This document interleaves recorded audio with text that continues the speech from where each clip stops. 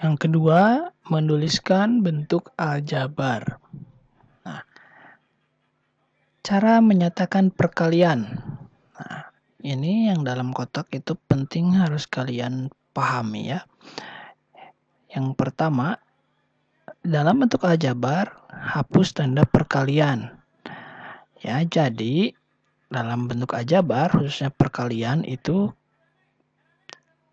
tanda perkalian itu kita hapus saja.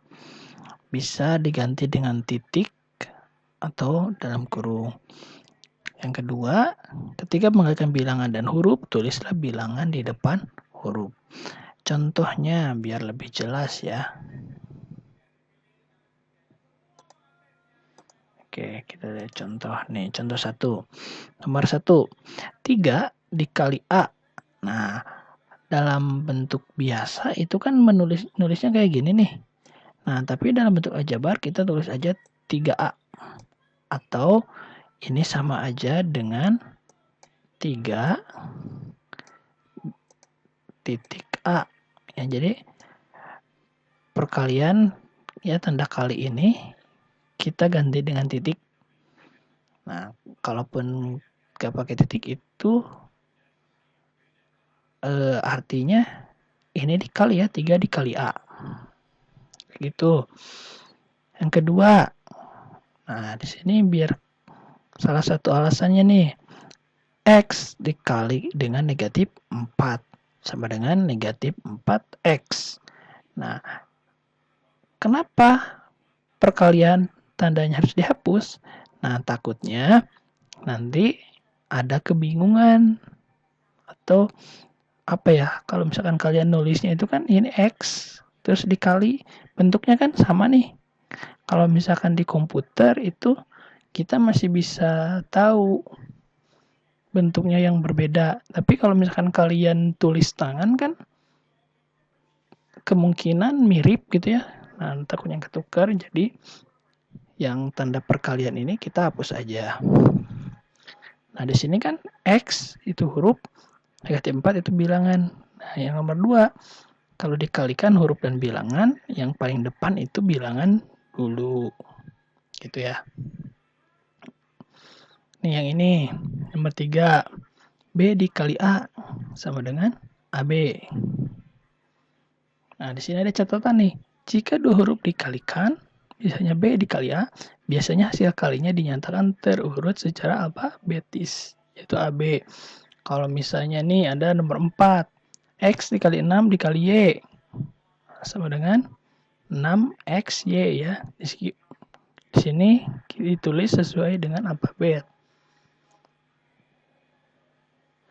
Yang nomor 5, dalam kurung X ditambah Y dikali 2. Sama aja atau sama dengan 2 dikali X ditambah Y. Ya.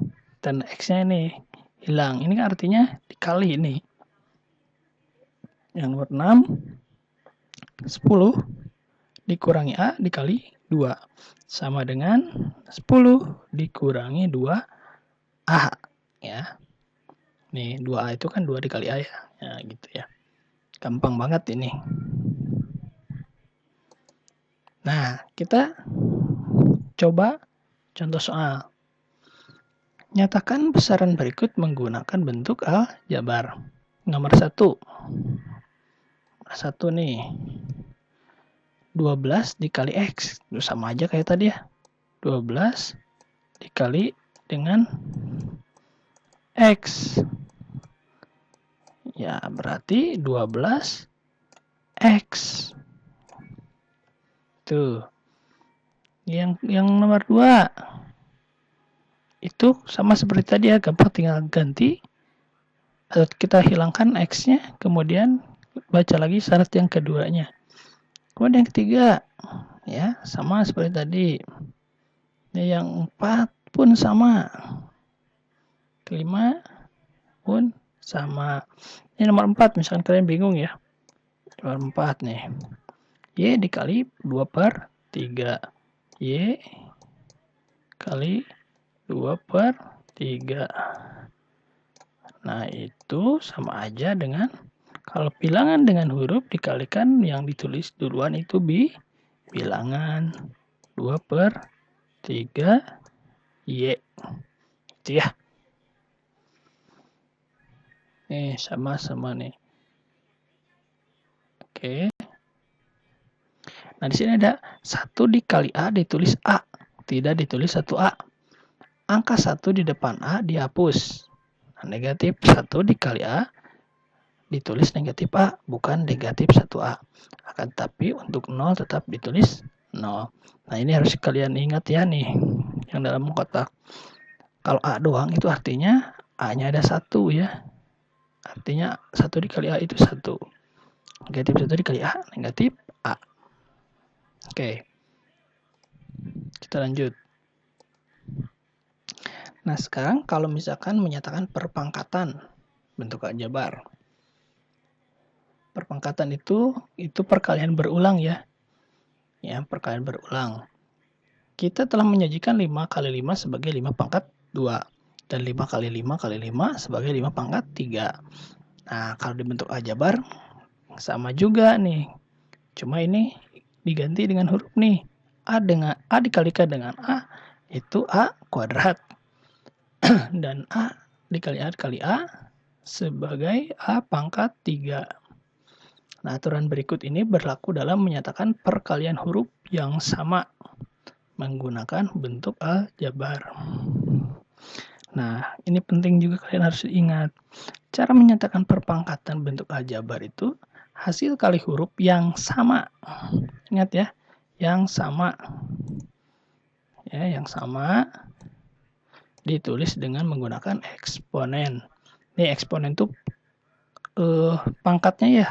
Nih yang di sini kalian harus ingat eksponen itu pangkatnya. Nah, di sini contoh kalau misalnya nomor 1 X dikalikan dengan X dikalikan dengan 3. Nah, X dikalikan X ini sama aja dengan A dikali A ya. Berarti X pangkat 2. X pangkat 2 dikalikan 3, 3X pangkat 2. Nah, kalau nomor 2, A dikali negatif 1 dikali A dikali A. Nah, berarti ini negatif A pangkat 3. Karena A-nya ada 3 nih. Ya, ingat kalau negatif 1 kita tulis negatif. Dan yang ketiga itu A dikali A dikali A dikali B dikali B itu A pangkat 3 dikali B pangkat 2. Ingat ya, huruf yang sama. Kalau berbeda nih seperti ini nih, nomor 3. Gitu ya. Nah, contoh soalnya. Nyatakan pernyataan berikut ini dengan menggunakan eksponen. A dikali 7 dikali A berarti hasilnya berapa? 7 A pangkat 2. Nah, ini 2 dan 3 silakan buat latihan kalian. Ya. Nah, kalau nomor 5 nyatakan pernyataan berikut dengan menggunakan tanda perkalian. Berarti ini kebalikannya. Ya, kebalikan dari yang tadi. Nah, ini negatif 8X berarti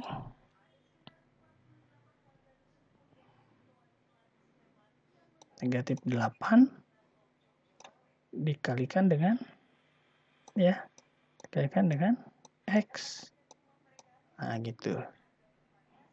Yang nomor 2, 3 buat latihan juga kalian. Nah, sekarang cara menyatakan pembagian. Nah, ini harus kalian ingat juga nih penting. Dalam bentuk aljabar yang digunakan adalah bentuk pecahan, bukan simbol pembagian. Nah, jadi dalam bentuk aljabar itu kita pakai bentuk pecahan kalau menulis pembagian tuh ya. Nih contohnya nomor 1. X dibagi dengan 3. Nah, dalam aljabar kita tulisnya itu X per 3. Nomor 2, 5 dibagi A. Ya, sama dengan 5 per A. Dalam kurung A ditambah B dibagi 2. Berarti A ditambah B per 2. Yang 4 pun sama. Nah, catatan. X dibagi 3 sama dengan X dikali 1 per 3. Nah, X per 3 dapat dinyatakan juga 1 per 3X. X per 3 atau 1 per 3X ini sama. Dengan cara yang sama kita dapat menyajikan A ditambah B per 2. Ya, jadi kita nggak pakai tanda yang titik 2. Kalau pembagian kita pakai pecahan gitu. Ini contoh soal. Nyatakan bentuk berikut ini menggunakan penulisan bentuk aljabar. Kalau yang nomor 1 gimana? X dibagi 6. Berarti X per 6. Oke, nomor 2, 3, dan 4. Silahkan untuk latihan kalian. Nah, sekarang cara menyatakan besaran. Ya. Contoh 4. Mia berjalan 1.500 meter dari rumahnya ke sekolah dengan kecepatan 70 meter per menit. Berapa jarak Mia ke sekolah setelah A menit berangkat dari rumah? Nah, di sini ada cara. Jarak antara Mia ke sekolah adalah selisih antara jarak rumah ke sekolah dengan jarak yang telah ditempuh Mia. Jadi selisih antara jarak rumah ke sekolah dengan jarak yang telah ditempuh. Nah, penyelesaiannya jarak tempuh selama A menit dengan kecepatan 70 meter per menit adalah 70 dikali A. Ya, ini 70 meter per A dikali A. Jadi jarak antara Mia dengan sekolah adalah 1.500 dikurangi 70 A meter. Ya, ini 70 menit. Nah, sini ada soal. Pada contoh 4, tentukan jarak antara Mia ke sekolah dengan dia berjalan selama 12 menit. Nah, di persamaan ini, ya, yang ini, tinggal kita ganti saja A-nya dengan 12. Ya, berarti 1.500 dikurangi 70 dikalikan dengan 12. Nah, mana dulu yang harus dikerjakan? Kalau ada pengurangan dan perkalian, nah kalau ada pengurangan dan perkalian kita hitung perkalian dulu. 70 dikali 12, ya. Kita hitung dulu 70 kali 12. Nih, 2 dikali 0, 0. 2 dikali 7, 14. 1 dikali 0, 0. 1 dikali 7, 7. Jadi 0, 4, 8. 840.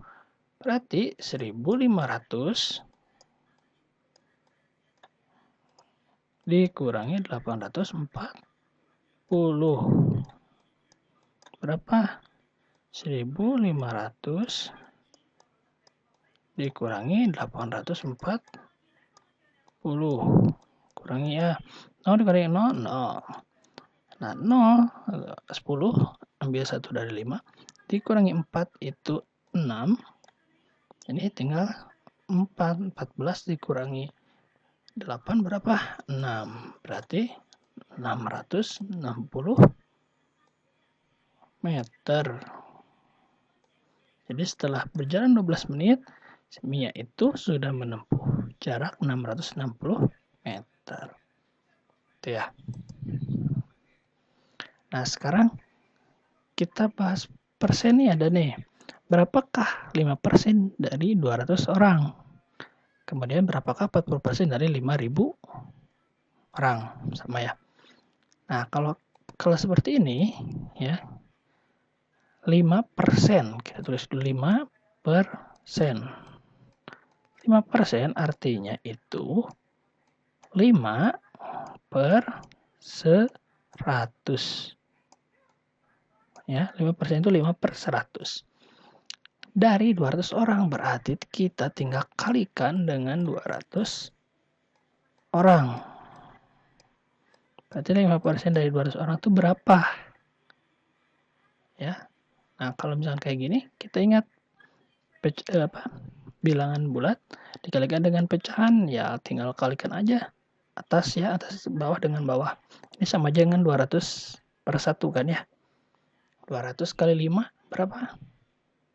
1000. 1000 ya. Per 100. 1000 dibagi 100, 10. Berarti 5% dari 200 itu 10. Coba kalau 40% dari 5000 berapa? Coba hitung kalian. Ya. Nah, sekarang nih. Pada bulan Juli, 31% pengunjung akuarium raksasa adalah anak-anak. Jika ada X pengunjung, berapa banyak anak-anak yang mengunjungi akuarium di bulan Juli? Jadi tinggal kita kalikan 31% kalikan dengan X. Kira-kira diketahui ini ya jumlahnya.